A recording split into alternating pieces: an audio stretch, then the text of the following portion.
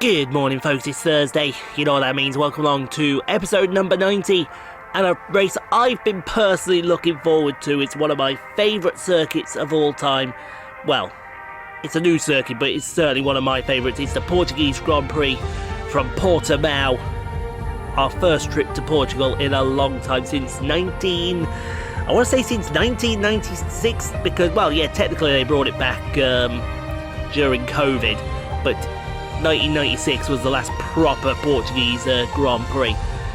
You can see in the standings, we don't really need to win the Drivers' Championship because we won that over in Kota. Everyone has scored a point as well, so it's all about that Constructors' Championship now. If we win the Constructors' Championship at the end of this season, that's it. We'll call it a day on the game, because then we've done it all. There's no need to do any more. What's this marketing department want? Got to choose a rival. Sainz, because the Ferraris are muddied at the moment. The department wants me to pass on their thanks for helping. Simple as. Renew the sponsors, because, well, renew the sponsors, why not? Get some weight training in for Mick, and here we are. Look at that beautiful circuit, folks, and wait till you see it on the game. We're going to get practiced and qualified, and we'll see you on the start line for the Portuguese Grand Prix. Welcome along then to Portimao, one of the busiest towns in the Algarve, and a breathtaking destination that brings tourists from all around the world to the shores of southern Portugal. Today it's the backdrop for the latest round of the Formula One World Championship, and with a circuit this wide, we could be in for a lot of exciting wheel-to-wheel action today. So Portimao features 15 turns over the course of its 2.9-mile length, 9 are right-handers, while 6 are to the left. This is a track with a lot of uphill action, which only accentuates the importance of getting those exits right, especially at turn 4, where a good line can present opportunities to pass on the way into turn 5. Before we begin, let's take a quick look at the grid lineup for today's race. The governess lines up on pole position, and Mick Schumacher completes the front row. Considering the rest of the grid, we have Verstappen, Norris, Sergio Perez, and Yuri Vips, Fernando Alonso, Russell, Sainz, and Oscar Piastri, Gasly, Leclerc, Lance Stroll, and Tsunoda, Ocon, Liam Lawson, Daniel Ticktum, and Kevin Magnussen, Albon, Joe, Latifi, and Robert Schwartzman. That's it then, it's time to go racing as we head down trackside for today's race. A warm welcome to Natalie Pinkham, who is beside me in the commentary box today. Let's talk about the governess. They have had a fantastic campaign, a wonderful year, as they come into this weekend's Grand Prix as a fully deserving champion. I agree, it's been a truly impressive season. But championship or not, I don't think they'll be gently cruising around to the finish line. In fact, with points no longer a concern, there's a lot less to risk. So we may even see a more aggressive approach.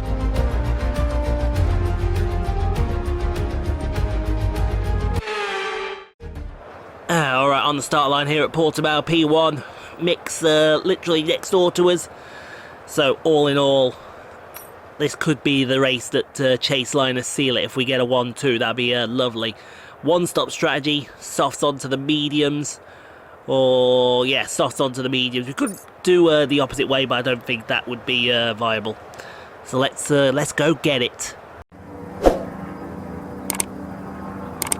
The formation lap gets underway, and every driver will be looking to settle in for the race ahead, making sure their car is ready for the battle once the lights go out.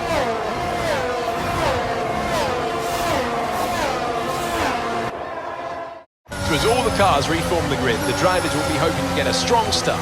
They'll want to earn some valuable points from today's race, with final communications being done with their race engineers, ensuring their planned strategies are all in place.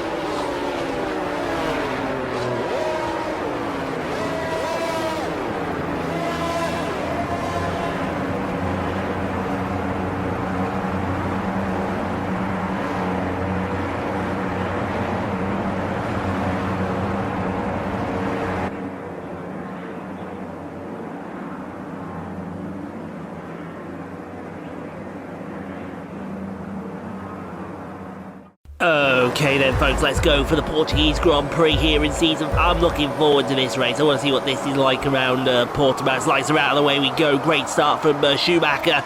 Oh, wow. Gone. Jesus wept. Schumacher was gone and Verstappen has gone with him as everyone else is bunching up behind him. Jackie's going to dive it down the inside of Verstappen there. We need this 1-2. If Mick wants to run away, he's more than welcome to run away. We'll gladly let him do that as we head down to turn... I don't actually know. 1, 2, 3, 4, 5. I knew it was turn 5, don't at me. But then look at the undulations that come now in this circuit. Through 6, very wide. Through out of 6 as you go through 7. Over the crest, look at that. Look at that, that's gorgeous. Through 8, and Verstappen is looking down the inside of 9. He's thinking about the inside of 9, and he gets... Oh, well, I think there might have been a little bit of contact there. Just a little bit, not too much. As the Ferrari now, Fernando Alonso, is interested in Verstappen's place. We'll gladly see that there. Through the penultimate corner, then watch. See if we can get a long shot of this last corner there. Look at that. You look at that, and it's like... It dips down and then you go right back up the crest onto this main straight. Look at that, you pop over the hill. This Portimao circuit is so gorgeous. Please bring it on the calendar full time. Whoa, hello. We got ghosts. We got the ghost of Alonso and Norris. Haven't a clue why as we go on board with Oscar Piastri on lap number 2. Big dive bomb on George Russell. Look at his hands go. His hands were all over the place through the little kink and then around. Oh, this is side-by-side action. Great action there from the pair of them. Meanwhile, on to lap number 4, and Verstappen has been getting very much closer to this girl. Schumacher has disappeared off into the distance. I think it might be time for a bit of tyre upgrade here, although it's a bit early for that one, as Verstappen goes round the outside. Hey! Hey! That's out of order. He's lost his wing too. Good. That is out of order. He just turned right in on a side pod. We're not having that one. We can see you. See you later, Verstappen. As Alonso gets passed by Norris down the front straight. Into turn 1. That turn 1 corner is so quick. It's unbelievable.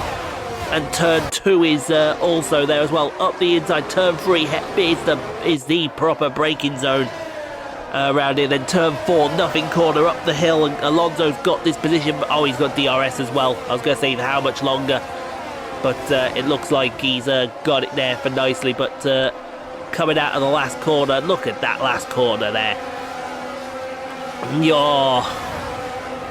Portimao is one of my top 5 circuits in the world, and that is why right there. Because this circuit just offers so much undulation. It's what would be my top 5 circuits as Jackie comes into the lane. Sonoma is number 1. Then I'd put Portimao number 2. What will I put there next?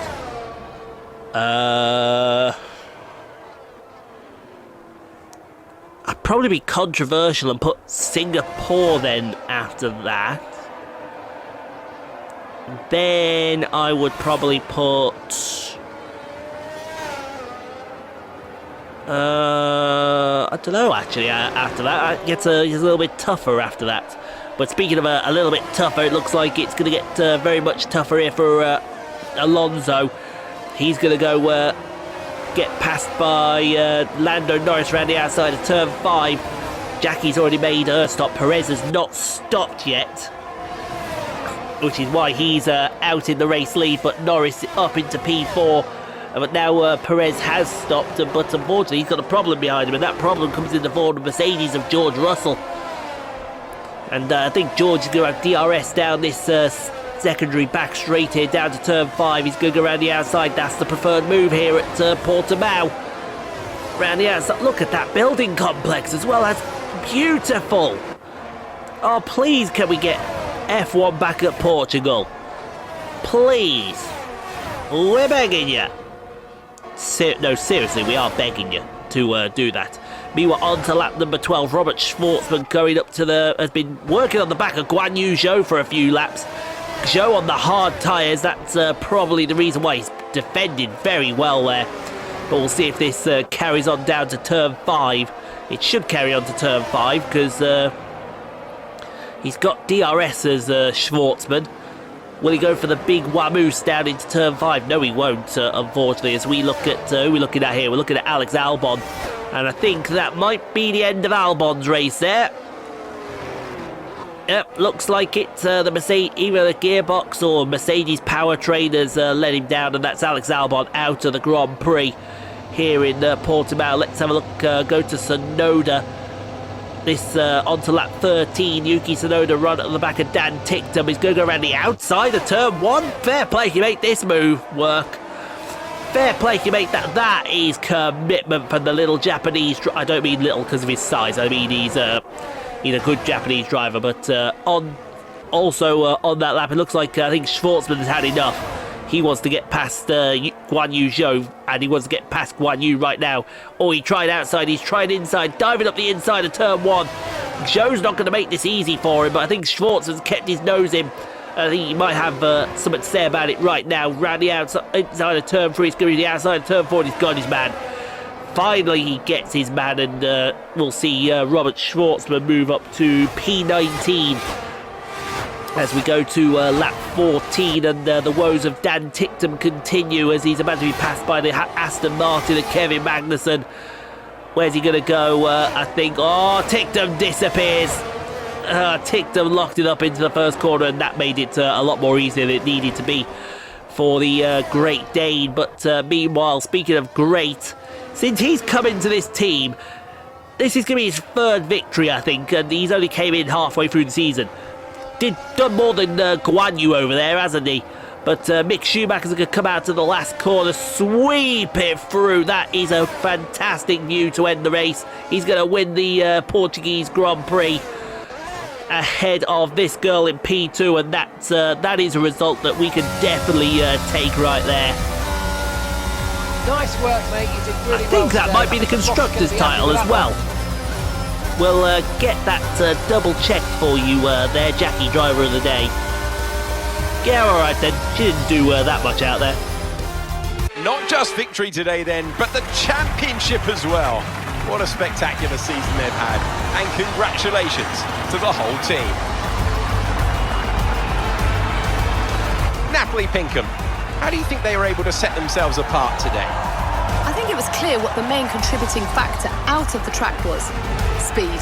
It sounds like an awfully reductive statement, but fast cars win races, and we saw that today with our winner.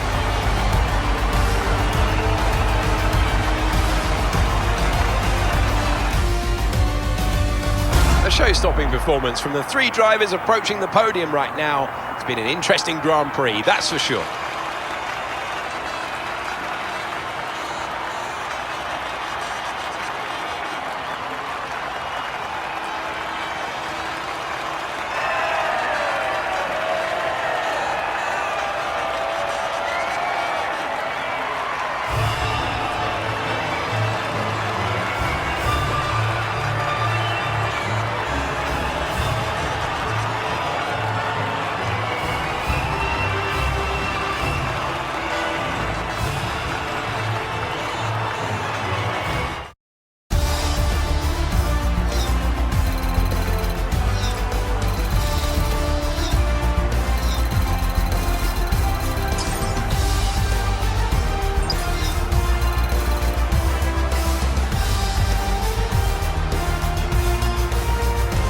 Let's focus on driver of the day, Natalie Pinkham. Come on, who do you pick? I have to give it to the governess. That was a commanding performance today. Very impressive indeed. With that result, the sport's newest team can no longer be touched at the top of the table. What an incredible journey this has been for a team that many had written off a short time ago. They are Formula One world champions. It's been an absolutely wild weekend of Formula One action. Can't wait to see what's next. Oh, it is the constructors. It is. Constructors champions. Hey, champione, champione. Ole, ole, ole. Champion. No, I better stop singing that, hadn't I? But Mick wins ahead of Jackie. That sealed it there. Max points there as well. Norris, Alonso, Verstappen, Russell, Perez, Gasly, Piastri, and Vips your top 10. 1 DNF, Alex Albon. We're not going to dwindle on this too much. We're off to go and celebrate a constructors title. Get in! That's what we're talking about. That is what we are talking about. Have I finished on the... No, I've not. So we need to do that. And we need to do that. That's beautiful. Yep. Get it all on there. Whack it all on there, as we say. We like to whack it on there. Whack it good. No, I would not like to become a member of that channel, thank you very much. But please do become a member of mine. Oh, lovely. All good there. We've got a personnel event we can attend to in the next Grand Prix. That's fantastic, which is Saturday. Brazilian Grand Prix on Saturday. And then I do believe that let's just put a performance review on for Mick, and we'll do some driver promotion filming as well. Because, you know, why not? Driver promotion filming. R&D looks good, vehicle looks good. Yeah, might want to take the gearbox, because that was getting worryingly close at Portimao. And got a new customization thing here. What we got? New car livery. I bet it's boring.